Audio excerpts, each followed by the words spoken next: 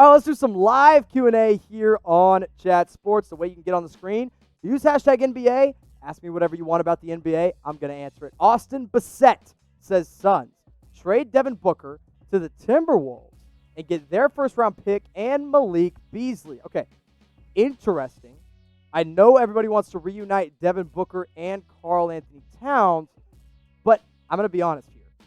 Nobody in this draft is going to be or is as good as Devin Booker. So I'm afraid the Phoenix Suns say no to this one. If you really want Devin Booker, I think the Timberwolves would have to include Malik Beasley. Actually, by the way, they cannot even include Malik Beasley because he is a restricted free agent, so it would have to be a sign-and trade. But maybe if you give him a D'Lo, maybe if you give him Jarrett Culver, maybe it gets done, but I think the Suns say no. Unless you're giving him an established player and a top 5 pick, you're not giving Devin Booker from Phoenix. Let's go to Banjo Tolentino. Will Embiid ask for a trade? I don't think so. I think if one of those two Philadelphia 76ers asks for a trade, it's probably going to be Ben Simmons because he doesn't fit as well. Joel Embiid, I think, wants to stay there. I truly believe Joel Embiid loves the idea of being a cornerstone for that 76ers team and being a part of the process. No matter who their next head coach is there, I think Embiid is the face of that franchise, and he wants to continue to be the face of that franchise. Let's go to Rashard Lee. Who do you think the Lakers should target in free agency? So here's the main problem with the Lakers in free agency. They don't really have a lot of money. They don't have a lot of money to play with, especially if KCP opts into his, I believe, $18 million player option. It's just not enough. But if you want to go after guys that are going to be kind of on the lower budget, maybe you want a shooter, maybe you want a defender. Justin Holiday of the Indiana Pacers. Jay Crowther is going to be a free agent of the Miami Heat. If you want a point guard, maybe Goran Dragic says, hey, I'll take less money and I'll go play for LA if I can win a championship. That could be a guy. Maybe Marc Gasol could be an answer. Maybe Serge Ibaka. Guys on the lower end of the market, anything over $5 million per year for a guy, and it's going to be outside of the Lakers price range. Big Play Slay says, do you see the Mavs beating the Clippers? And if they do, all right, well, I will play the hypothetical game. Here's what I'll say. I do think the Mavs can beat the Clippers if 100% healthy. Unfortunately, they're not 100% healthy, and that's just the God-honest truth. Kristaps Porzingis' knee is definitely a problem, but if he's back in Game 6 and they push it to 7, we've seen them beat them before. I think they can do it again, and if they do, to finish your question, Big Play Slay, I think they're going to the conference finals. Who's going to stand in the Mavs' way? Whoever wins this series between the Mavs and the Clippers is going to be in the conference finals. I truly believe that. So let me turn it on you guys, and I can ask you guys the question now because I already answered it.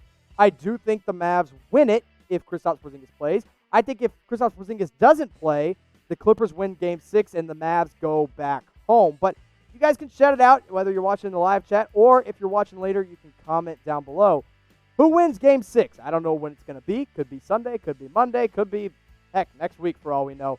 Type DAL for the Dallas Mavericks. Type LAC for the Los Angeles Clippers. KP plays, give me the Mavs. KP doesn't play, I'll take the Clippers. Let's go to Krusty Krab is unfair. It says Thunder or Rockets. Who you got? My hot take, Oklahoma City Thunder win this one out. I don't even think it goes 7. I think the Thunder are going to win the next 2 games. I don't care if Russ plays or Russ doesn't play. I think the Thunder have found their mojo. I think Chris Paul is going to lead this team when it really counts. And I think Shai Gilgeous-Alexander has finally gotten over the big lights of the playoffs. I think the Thunder are going to win this one out. Now, I made that call a little while ago, so maybe it's my own bias saying I need to stick with it, but I'm going to stick with it. If they get Russ back into the system, that kind of changes things for the Rockets. Now, yes, it's obviously more of a help than a hurt, but I do think Oklahoma City is going to wrap this one up. I thought they were going to win it from the beginning. Looked terrible in the first 2 games. Looked great in the last 2 games. Let's go to Jonathan S. I'm not even going to try to say that last name. What big trade do you see this offseason or next season? I'm not going to get into next season because who knows where anybody's going to be at that point. But this offseason, I think the biggest name we'll see moved is probably Aaron Gordon of the Orlando Magic. He's already left the bubble. He's not playing there anymore. He has that hamstring injury, and really, he just doesn't fit with the Magic anymore. They've got young talent like Jonathan Isaac, Markelle Fultz, and I just don't think he's a long-term piece here. So I think Aaron Gordon could definitely be a piece that gets moved. I think a guy like potentially Kevin Love, maybe, if someone wants to take on that contract. Maybe Chris Paul, but I think it's getting more and more likely that Chris Paul stays in Oklahoma City. So I'll go Aaron Gordon. Good question there, Jonathan. We'll probably get a lot more trade questions here later. Now, we know one guy that's not going anywhere. He's not getting traded anytime soon. It's LeBron James. You go to chatsports.com/NBA jerseys. You can get an authentic Nike jersey today for a great deal. You're not going to find a better deal on the best jerseys. You don't want to go get all those fake things from the fake websites that are just going to fall apart first time you decide to wash them. Oh, and here's my favorite thing about what Fanatics does and what they do when you go to chatsports.com/NBA jerseys. Let's say your player does get traded. Let's say you go and get a Joel Embiid jersey and maybe he gets moved this offseason. They're going to replace that jersey. Whenever he gets traded, you get the jersey guarantee. You're going to be able to get a new jersey. They call it jersey insurance. That's what it's called. I can't remember the right name. But it's one of my favorite deals about Fanatics. They are super loyal, and they will help you out if your favorite player of which you got a jersey gets traded. So make sure you go get them at chatsports.com/NBA jerseys. Let's go to, I'm going to call you AJ. Does that work? I'll call you AJ. Should Oklahoma City trade for a top 3 pick? You know, actually, it's possible. When you look at all the draft picks that the Oklahoma City Thunder have, they really could do it. However, why do it? I don't think there's anyone in this draft that's worth trading future assets for at this point in time. I mean, yes, Anthony Edwards for sure. LaMelo Ball could make some sense, but Ball doesn't make sense in Oklahoma City. Anthony Edwards, I like him a lot, but I think you just are better off holding on to all the draft picks you have and not moving pieces, especially when you're a team like OKC that is winning now, but you're also built for the future. I'm being told this is going to trigger me, so let's check it out. Krusty Krab says, and by the way, I read these live, so I don't see these before. I'm seeing these right here, right now, so I'm reading them along with you. Should the Sixers trade Al Horford and 2 first-round picks for Harrison Barnes? I mean, that's the most, mediocre trade. That's 2 mediocre players that are getting way too much money. There's nobody should make that deal. The Sixers should say no, and the Kings should say no in that situation. Krusty Krab, you can keep throwing me your trade ideas. That is one that is just bad all around the block. So we'll move on. Let's go to Travis P. Is there a way that the Celtics could get Rudy Gobert and send Gordon Hayward back to Utah and some picks? Like picks, he spelled that like picks, like pictures. So you're going to trade Hayward and some pictures for Rudy Gobert? I don't think that's how that works. But, I don't think Gordon Hayward's wanted back in Utah. I don't think he wants to go back to Utah. I just don't think it's going to happen. I like it for Boston. I don't know how many picks you'd have to trade because Gordon Hayward isn't even half the player that Rudy Gobert is. Yes, Hayward's been great this year, but Rudy Gobert is the best at what he does. Gordon Hayward is a good role player. So I think Utah says no in this situation because Boston's next few first-round picks, they're not going to be that high because the Celtics are good. So I'm going to say no to that one. Big Play Slay, do you see the Cavs trading Kevin Love to the Warriors and draft picks for the 2nd overall pick? I actually have a great video coming out very soon that I think you'll like, Big Play Slay. I have all kinds of Golden State Warrior draft day trade video coming very soon. Stay tuned. Hit the notification bell. Make sure you subscribe. We're doing all kinds of different things and scenarios with that 2nd overall pick. And actually, Kevin Love could be one of those. So make sure you stay tuned.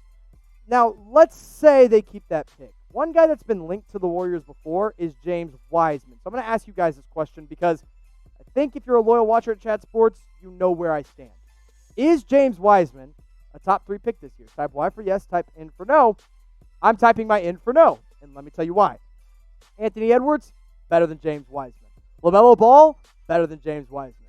Onyeka Okongwu, better than James Wiseman. And Deni Avdija, better than James Wiseman. So that's at least 4 guys that for sure are better than Wiseman. Maybe you disagree. That's fine. That's what we do here at Chat Sports. We have debates. We get all the sports arguments out of the way in the comment section below. Let me know. Is James Wiseman a top 3 pick?